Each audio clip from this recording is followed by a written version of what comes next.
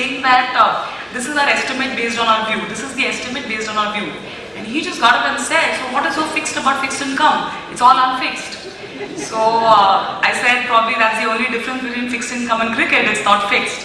So basically the tendency or the mindset of the investor is usually to try compare it with a bank fixed deposit. Mileage, kitna degi, is something which is very, very colloquial to a car. So similarly, kitna hoga rate of interest is something which is very colloquially used to fixed income. Unfortunately, the same can't be said with fixed income as an underlying asset class, especially when you're investing through mutual funds.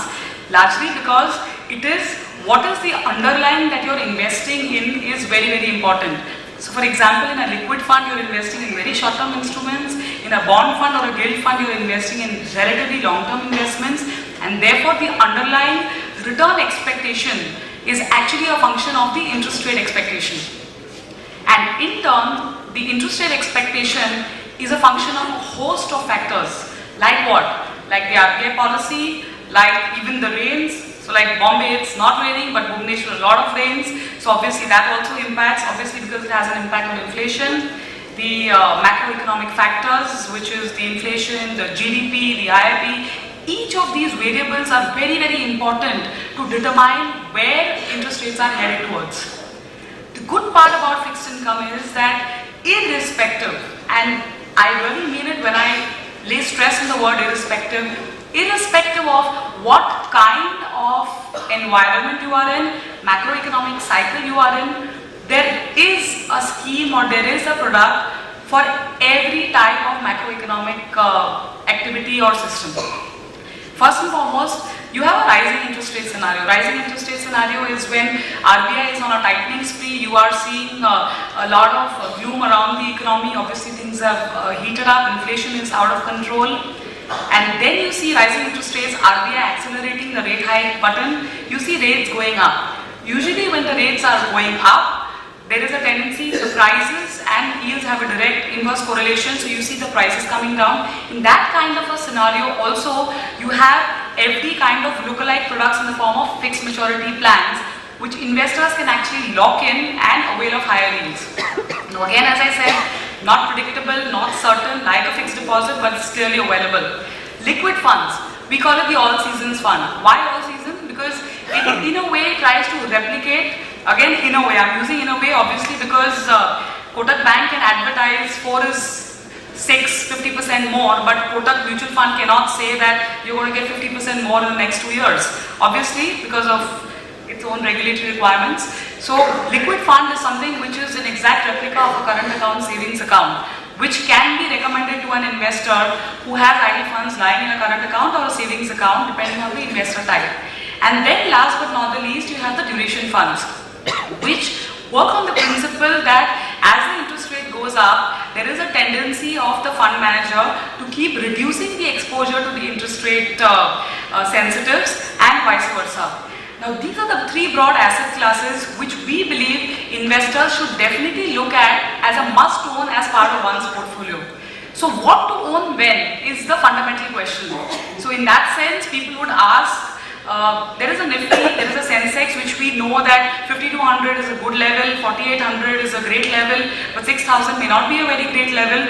So is there a benchmark that you can look at to arrive at to time the entry into market?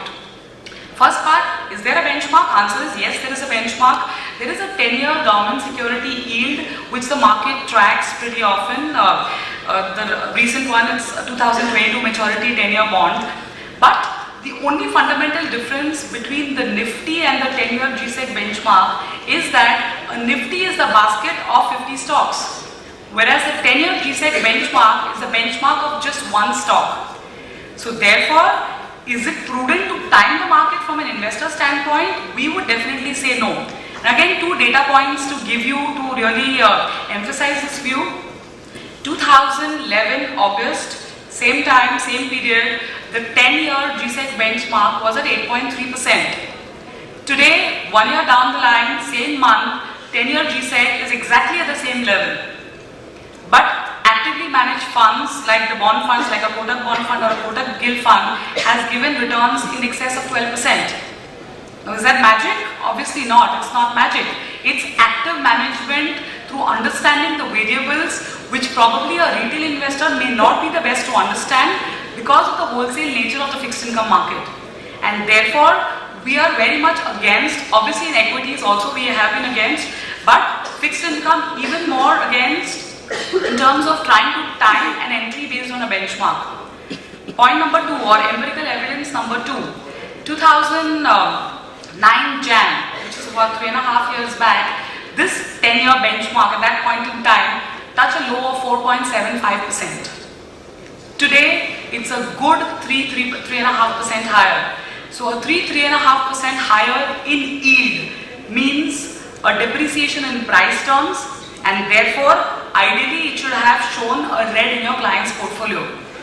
But the reality is, on an average, bond funds or the bond index has delivered about 8% CAGR. Now you may say, 8 तो कोई भी दे सकता है. Answer है 8 तो कोई भी दे सकता है. But in a 2.5% rising interest rate scenario and 8% matching a liquid fund return is a commendable job. And again, that has been possible because benchmark is not the only relevant criteria to look at when you are looking at fixed income.